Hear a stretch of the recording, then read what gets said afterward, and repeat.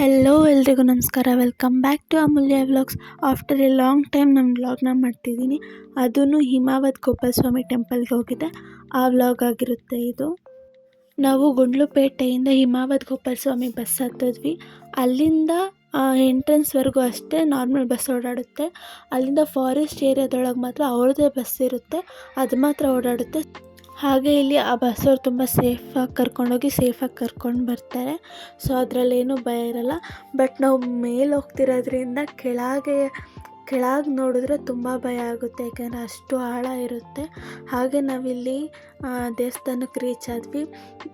Weather ಅಂತೂ ಸಖತ್ತಾಗಿತ್ತು. ನಾವು may be 1:30ವರೆಗೂ ಇದ್ವಿ ಅನಿಸುತ್ತೆ. ಅಲ್ಲಿವರೆಗೂ ವೆದರ್ ಜಾಸ್ತಿನೇ ಈ ಥರ ತುಂಬ ಮಂಜು ಕಟ್ಕೊಳ್ಳೋದಾಗಲಿ ತುಂಬಾ ಚೆನ್ನಾಗಿತ್ತು. ನೆಕ್ಸ್ಟ್ ನಾವು ದೇವಸ್ಥಾನದಲ್ಲಿ ದರ್ಶನ ಮುಗಿಸ್ಕೊಂಡು ಪ್ರಸಾದ ಕೊಡ್ತಾರೆ. ಅಲ್ಲಿ ಪೊಂಗಲ್ ಮತ್ತು ಬಿಸಿಬೇಳೆಭಾತ್ ಕೊಟ್ಟಿದ್ದು. ಸೊ ಅದನ್ನು ಇಲ್ಲಿ ಈ ಥರ ಎಲ್ಲರೂ ಕುತ್ಕೊಂಡು ತಿಂತಿದ್ದು. ಹಾಗೆ ನಾವು ಇಲ್ಲಿ ಕುತ್ಕೊಂಡು ನೇಚರ್ನ ನೋಡಿಕೊಂಡು ಊಟ ಮಾಡಿದ್ವಿ. ಪ್ರಸಾದ ತುಂಬಾ ಚೆನ್ನಾಗಿತ್ತು, ನಂಗೆ ತುಂಬ ಇಷ್ಟ ಆಯಿತು. ಹಾಗೆ ವೆದರ್ ಮಾತ್ರ ಸಖತ್ತಾಗಿತ್ತು. ಕಡಿಮೆನೇ ಆಗ್ತಿರಲಿಲ್ಲ, ಜಾಸ್ತಿನೇ ಆಗ್ತಿತ್ತು. ಮಂಜಾಗಲಿ, ಆ ಗಾಳಿ, ಮಳೆ ಕೂಡ ಬಂತು. ನಾವು ಮಳೆಯಲ್ಲೂ ನೆನ್ಕೊಂಡು ಆಟ ಆಡಿದ್ವಿ.